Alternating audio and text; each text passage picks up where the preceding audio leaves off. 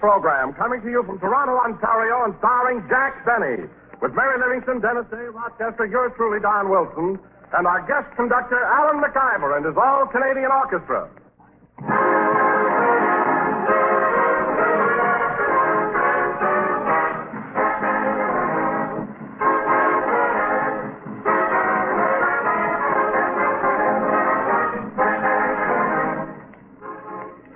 Ladies, how often does your husband make with this theme song? I want what I want when I want it.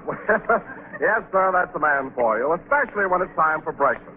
He wants breakfast there when he wants it. And does he know what he wants for breakfast? Well, just try him and see. Just hand him a bowl full of delicious, crisp, tempting, moldy-rich grape nut flakes. Then watch what happens. One taste of that grand grape nut flavor and that I want frown becomes a happy grin. And that grin will stay on because nourishing grape nut flakes stick to the ribs. They help keep you going until lunchtime, for they're a whole grain cereal chock full of health-building whole grain food values. So try old Doc Wilson's recipe for a happy home and serve grape nut flakes at breakfast. America's fastest growing breakfast cereal.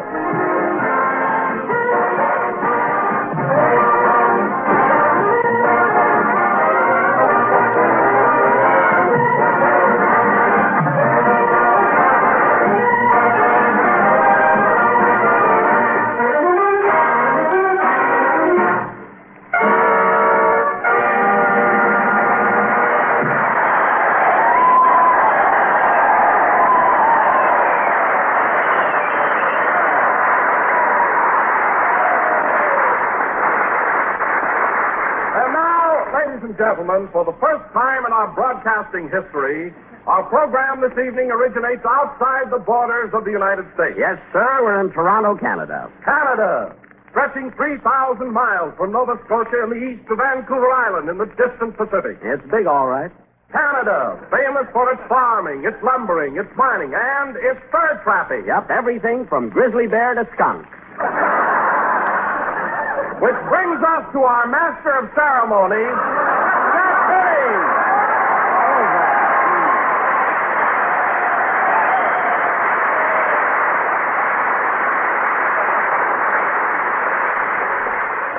And I had to help him out on that. Hello again. This is Jack Benny, the grizzly bear, talking.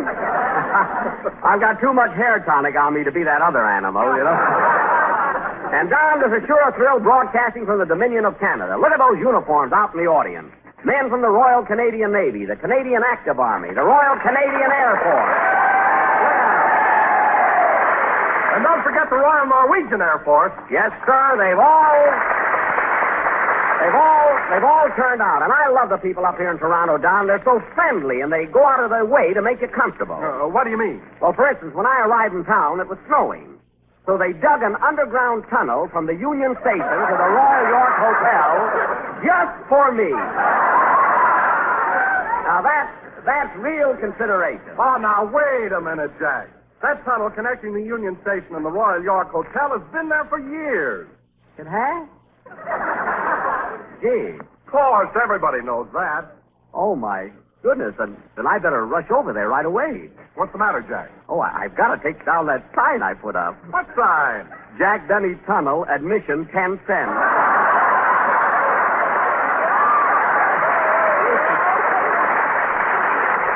Gee, people here will think I'm awful, you know? Oh, I wouldn't worry about it. By the way, Jack, are you stopping at the Royal York? Yes, Dennis and I, and Dennis is a ranger, and my riders, and their riders, and a man named McTavish from Winnipeg, who's in the grain business.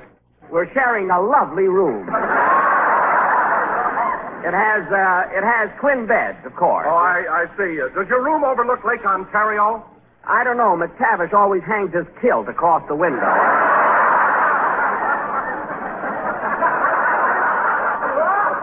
A nice chap, though, you know. Come in. Yes? Mr. Benning, on behalf of the English-speaking population of Canada, I'd like to welcome you to Toronto and present you with this genuine Canadian quarter. A Canadian quarter? Well, thank you. What's that for? We want you to spend something while you're up here.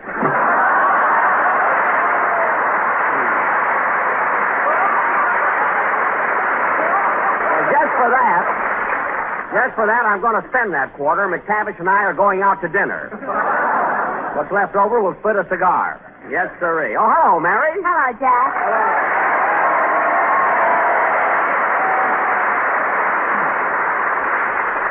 Well, Mary, are you having fun on our little visit to Canada? I'll say. And what a beautiful city Toronto is. You know, Jack, yesterday I got on a streetcar and went over to visit my cousin. Oh, do you have a cousin living here in Canada? Yeah, Vancouver. Now, wait a minute, Mary. You can't take a streetcar from Toronto to Vancouver. That's his name, Vancouver Livingston. Oh. Well, Mary, we've certainly covered a lot of ground in 1 week, haven't we? Toronto, Ottawa, Montreal. You said it. And say, Jack, in Montreal I stayed at the Windsor Hotel, and I slept in the same room that Mrs. Roosevelt had a few days before. The same room Mrs. Roosevelt had? How do you know? Well, in the middle of the night, the phone rang. I said, hello. Yes. And a voice said, I'm back from North Africa. Where are you? Oh, then it... Well, it must have been Mrs. Roosevelt's room, all right. Huh? Speaking of Montreal, Mary, isn't that a romantic old city? What food they have! To Wilson, a bowl of onion soup is romance. Mary, but you're... But you're right, Don. The food in Montreal is terrific, especially in those little French restaurants. You ought to stay out of those little French restaurants until you learn to speak the language. What are you talking about? I parle Francois Trey Bonnie. And incidentally, Mary, you should have had some of those escargots I ordered. Yum, yum. Well, I don't like snails. Snails? Yikes! Holy smoke, I ate 3 orders of snails. No wonder you've been walking so slow the last few days. No, quiet. I can't understand making such a silly mistake while in Waukegan High School, French was my best subject. In fact, we... Come in? Monsieur Benet? Oui. Au nom de la population canadienne-française du Canada, je désire vous souhaiter une cordiale bienvenue à notre beau pays. Oui, oui. Oui?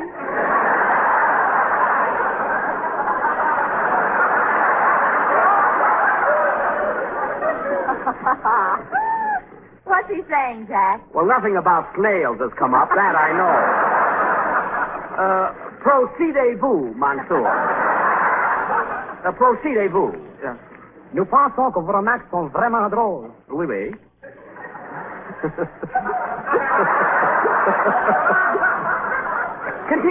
Continuez. Et nous apprécions à juste titre votre habileté artistique et espérons bien que votre séjour au Canada sera des plus agréables. Bonsoir. Well, now that was really sweet, really. I mean, sorry he got away. Sorry he got away so fast. I would love to have parlayed with him longer, you know? Well, tell us, Jack, what did he say? What did he say? He said that, he implied, that is, he more or less suggested. Look, he's gone. We had a nice chat. Now let's forget it. My goodness. Well, Dennis Day. Hello, Dennis. Hello.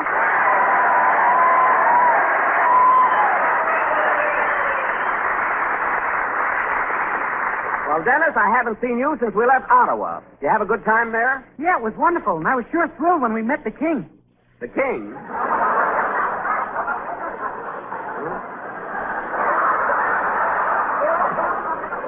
The king? Yeah, King Mackenzie. That's Mackenzie King. Listen, that's Mackenzie King. He's the Prime Minister. Oh. And I enjoyed meeting him, too. You know, Mr. Benny, these Canadian people sure are generous. They really overdo it. What do you mean, overdo it? Well, I gave the girl at the cashier's desk a $10 bill, and she gave me $11 change. She must be nuts about me. Listen, Dennis, she gave you the right change. You see, $10 American for 11 Canadian is international monetary stabilization and is determined through equitable negotiations on the part of the Canadian and American fiscal policy authorities. You better lay off those snails, brother.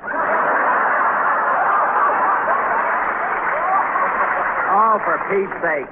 Now, Dennis, in the first No, place... Jack, stop wasting your breath. Dennis will never get that stuff through his head. Mary's right. Dennis is too confused to understand such a complicated subject. Now, wait a minute. Let's be fair about this. Dennis may be a little confused, but he's not dumb. He's not stupid. Talk is cheap. Let's see you prove it.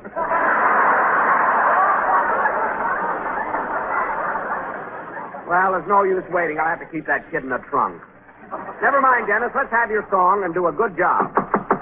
Hold it a minute. Come in. Unnskyld, Mr. Benny. Får jeg lov å forstyrre dem i programmet et øyeblikk? Oui, oui, monsieur. Jack, What? Jack, he's not French. He's a Norwegian flyer. Oh, a Norwegian flyer. Oh, go ahead, sir. På vegne av alle gutta i det norske flygevåpen som trener her i Canada og er i kamp overseas, Yes. vil jeg gjerne benytte anledningen til å si at vi synes de er meget morsomme, og at vi liker dem meget bedre enn røyka laks.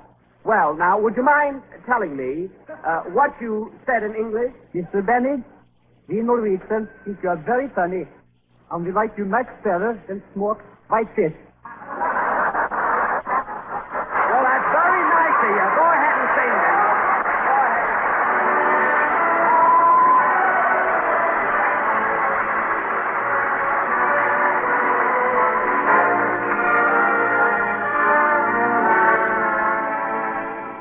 You'll be so nice to come home to. You'll be so nice by the fire while the breeze on high sang a lullaby. You'll be all that I could desire under stars chilled by the winter, under an August moon burning above. You'll be so nice, you'll be paradise to come home to and love under stars chilled by the winter, under an August moon burning above. You'll be so nice, you'll be paradise to come home to and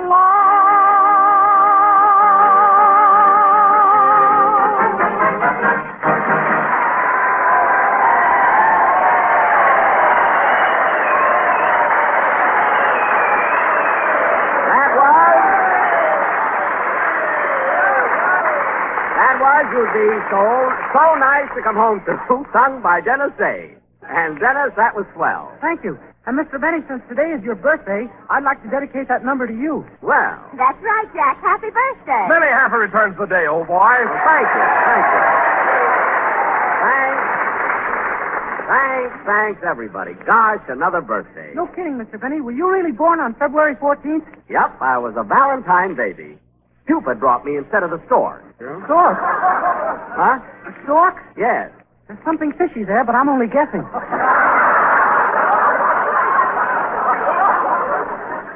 Dennis, I mean Cupid brought me because I was born on Valentine's Day. But the stork brings everybody else. Oh, you're a little wrong there, Jack. A crane brought me.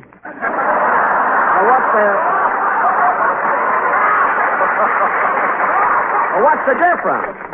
Stork, crane, they're both birds. I mean a crane like in a shipyard. Oh, you mean a hoist. Well, Don, you're an exception. You see, you were a very heavy baby. I understand your nurse had to jack you up to put your diapers on. Well, anyhow, getting back to me, here it is, another birthday. Say, Mr. Benny. Yes, Dennis? Well, I'll probably get plugged for this. But how old are you exactly? Well, Dennis, let me put it this way. I'm as frisky as a boy of 10. I feel like sweet 16. And I don't look a day older than 25. Now just add those up and you got it. 51. I'm in my late 30s. Or my early 40s. You were in your early 40s and the gay 90s. Never mind. And now, ladies and gentlemen... I wish I had a nickel for every time Lillian Russell slapped your face. I said never mind. Let me be so bold. Hello, ladies and gentlemen. I'd like to have you meet our guest conductor this week, Mr. Alan McIver from Montreal.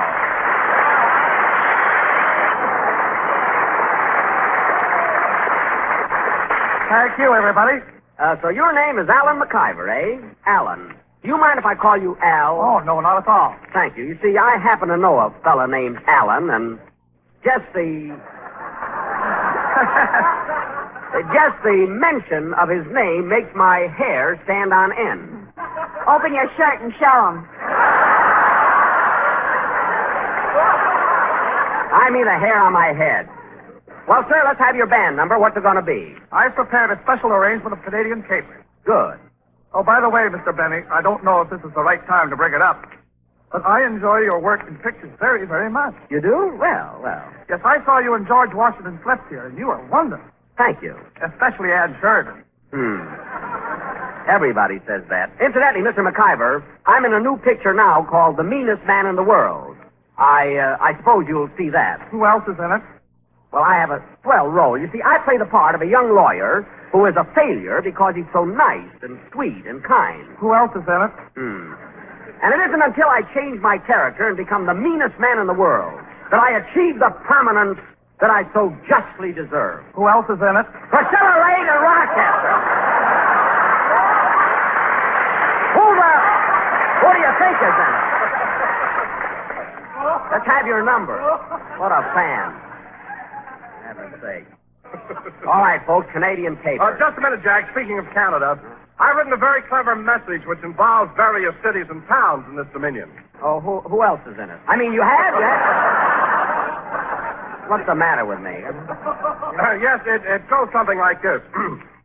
When you come back from the lake, Louise, and when you arrive in port, Arthur... Well, there's two places already. I want you both to Toronto, your neighborhood grocer, and ask him for a box of toasted brown sweeters and that grape nut flake. Toronto, that's not bad. Good. Now, if you arrive home and find that you've forgotten your grape nut flake, Quebec to the store immediately.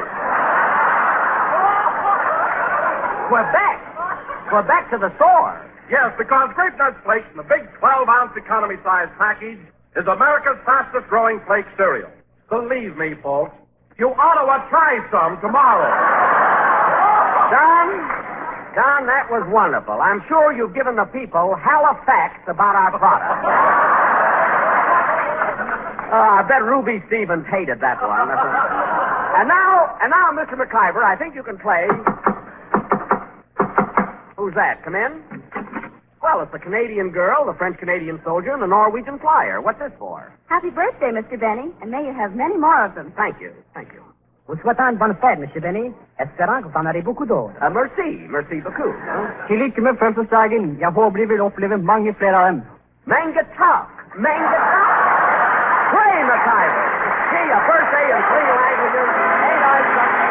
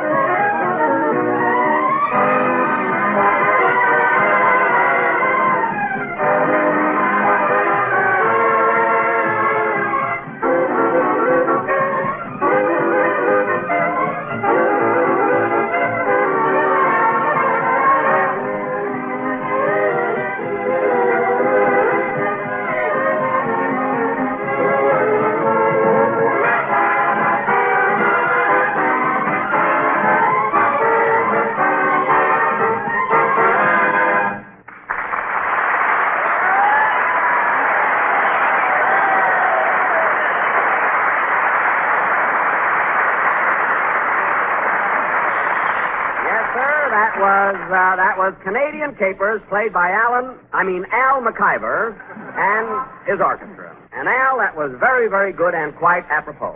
And now, ladies and gentlemen, since we are in the Dominion of Canada, for our special attraction this evening, Mary Livingston will read a poem. Mary Livingston will... Nothing doing, Mary. The poem is out. You let me read my poem, or I'll tell everybody that you think the tunnel from the Union Station to the hotel was dug especially for you. They know that already. Then I'll tell them that you're charging a dime to walk through it. They know that, too. Do they know you're letting people go through piggyback for 15 cents?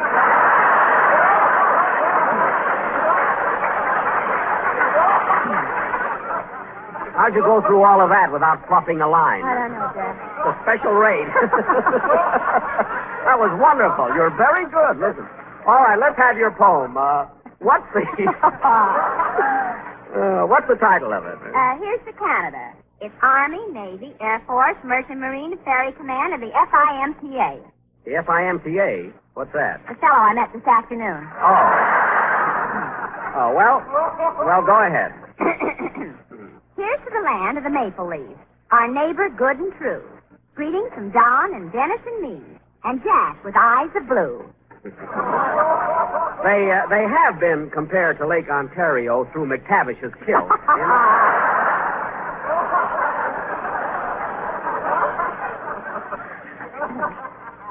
Go ahead, Miss Susan. Go ahead. Oh, Canada, you are so mighty. Your snow-capped mountains are so whitey. Whitey? Your air is cold, your wind is bitey. That's why I wear a flannel nightie. Hey. Me too.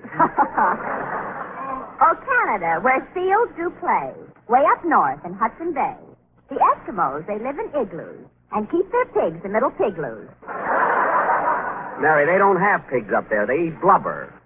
The Eskimos, they live on blubber. It looks like steak, but tastes like rubber. Well. The nights up there last half a year. So if you walk in your sleep, take a sandwich and beer. That's right. That's right. A little midnight snack around the middle of December would be good. Is that all? Is that all, Mary? No, one more verse. Okay. So here's to the land of the maple leaf, our neighbor good and true. Our visit has been wonderful. So thanks. Merci beaucoup. Very, very good. Very good.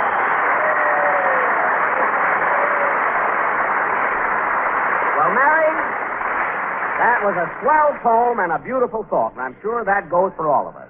Now, fellas, before I forget it, excuse me, Ben?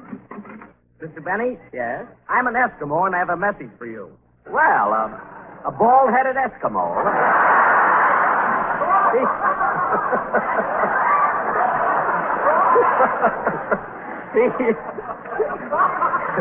He must have a small entrance to his igloo. What's the message, sir? On behalf of the Eskimos of Canada, Glub, Ugg, Rickajack, Belwa, Zoc, Powie. What does that mean? How do I know? I'm a bellboy at the hotel. How did Bill Morrow get a job as a bellboy? That's right, the Eskimo didn't show up. Now, fellas, as I started to say, tomorrow night when we do our show, I want you all to be ready by 7 o'clock because immediately afterwards we have to take the train for Chicago. That is, you'll be in Chicago and I'll stay in Waukegan. Meanwhile, now who can that be? Hello? Bonsoir, monsieur.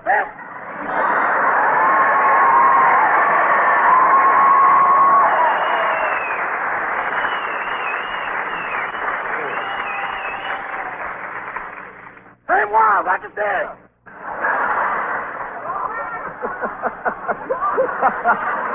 Rochester?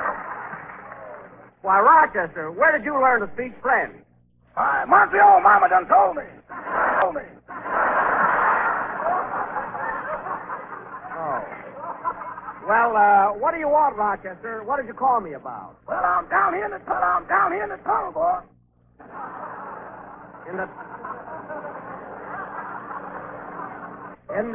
tunnel? Yeah, train just came in from Ottawa. Shall I lower the toll gate? Wait a minute, Rochester. That isn't my tunnel anymore. People can walk through without paying. This is a fine time to tell me a stockman just knocked me cold with a bagpipe. What? That Loch Norman really packed a wallop. Well, it was all my fault. There's only one thing to do, and that's give the people back their money. Now, how many dimes did you collect? Only 3, boss. Only 3? 2 from a newly married couple who didn't want to stop to argue.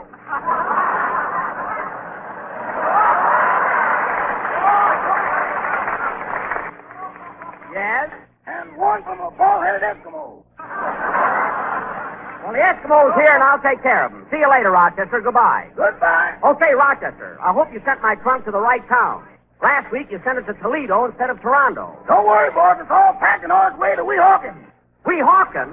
Maybe it should be Skowhegan. It's Waukegan. I told you to send the trunk to Waukegan, Illinois. Now, look, get in touch with Weehawken, and then get in touch with Skowhegan, and have them send the trunk to Waukegan. You better put an Indian on that, boss. Town they come from far, those names.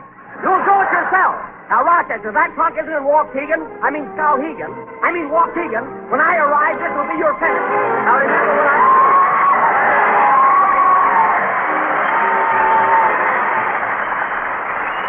Friends, never has it been so important as it is today for you to choose the right foods in feeding your family. Because America's health and America's victory depends on your thoughtful food buying. That's why our government nutrition authorities urge you to buy more whole grain cereals and serve them oftener. Whole grain cereals are plentiful and economical, and they provide nutritional values we all need, including protective minerals and vitamins. Iron, calcium, phosphorus, proteins, niacin, vitamin B1.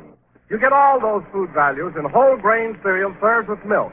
So you see, there's a valuable and thrifty way to help balance other food shortages. Now, your choice may not be Grape Nut Flakes, but if it is, it's a wise choice and a delicious one. For in Grape Nut Flakes, you get a whole grain cereal with a distinctive malty-rich flavor and a crisp, toasty brown texture. But whether you choose Grape Nut Flakes or not, do serve your family more whole grain cereals. Remember, they're plentiful, they're nourishing, they're thrifty.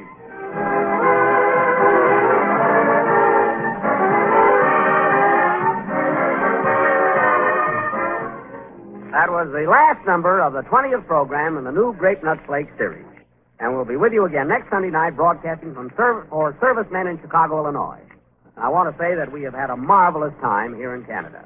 I'd like to thank the Governor General, Prime Minister Mackenzie King, and all the people of Canada for their splendid hospitality. And also, I would like to wish success to the Canadian food industry's special war-saving stamp drive, which is now taking place. Good night, folks. The Jack Benny program is written by Bill Meyer and Ed Beloy.